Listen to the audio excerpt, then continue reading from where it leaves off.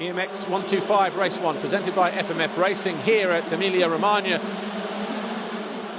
It was Valerio Latta who stole the whole shot, closely followed by Razzini, Constantin Pilla. Roncoli was in there as well, so too Vetic, as riders fell at the back end of the circuit.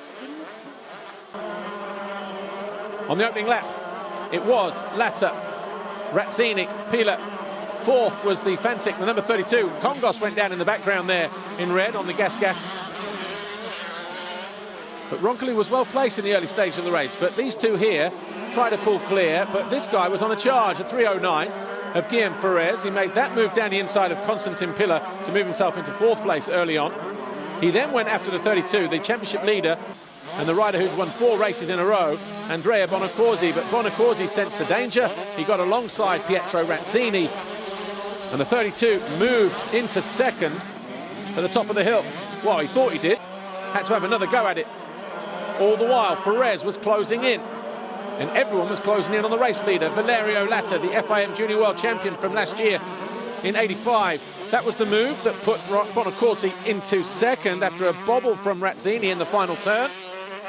And then at the top of the hill, half a lap later, Bonacorsi was your new race leader. Valerio Latta was hanging on bravely in secondly and gallantly, but around the outside, Guillaume Ferrez charged into second position on his gas.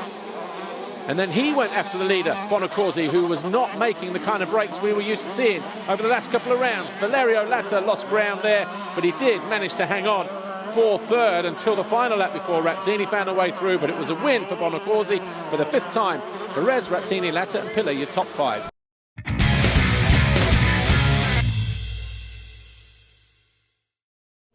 The gate drops over on the left-hand side as we look down. The championship leader, Bonacorsi, was wheeling his way through the first turn and he got pushed wide. It was Max Poulsen who took over the lead.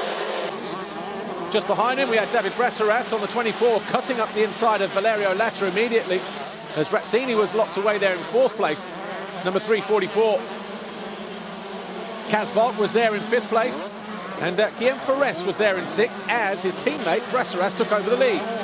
Jared Kongos was also in the mix, but he eventually faded down the order as his teammate went through there, Ferrez, and recovering from that poor start, the number 32, the championship leader of Bonacorsi, was making light work of everybody ahead of him.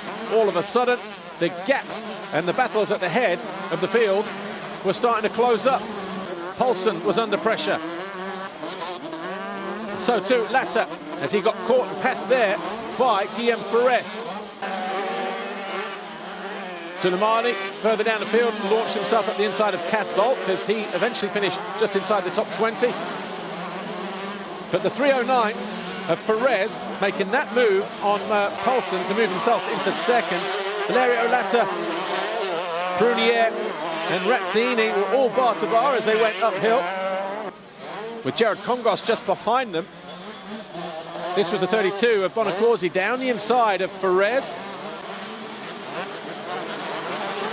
And then a slight bobble there as he was in second, chasing down Brasseras. He eventually made the move stick. Got to the top of the hill, and that was the lead for Bonacorsi.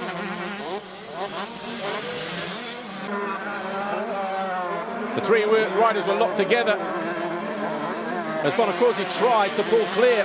And after a couple of laps behind his teammate, Ferrez absolutely nailed the wave section, went past his teammate Brasseras and into second. And that's how they would finish. But the winner was Andrea Bonacorsi. 6 wins out of 6 in the 3 rounds here. Stood on the top step of the podium for the 3rd time in a row. Of course, he extends his lead in the championship to 34 points. But joining him on the podium, Guillaume Ferrez and David Brasseras. Andrea Bonacorsi, massive congratulations. 6 out of 6 race wins for you. But that second race, you were playing catch-up for pretty much most of it. It must have been pretty tough out there. Yeah, it's just amazing. 6 race win. So yeah, I'm really happy about it. And yeah, second race the start was not so good, but then I do some laps and I'm not the fastest guy out there. So yeah, and after I come back from a half race and yeah, I win this second race, and yeah, and just amazing. I'm really happy. I will thank all my team, the Fantic guys, Corrado Maddi, my sponsor, my family, and my mechanic. We are doing an amazing job. Thank you. Congratulations.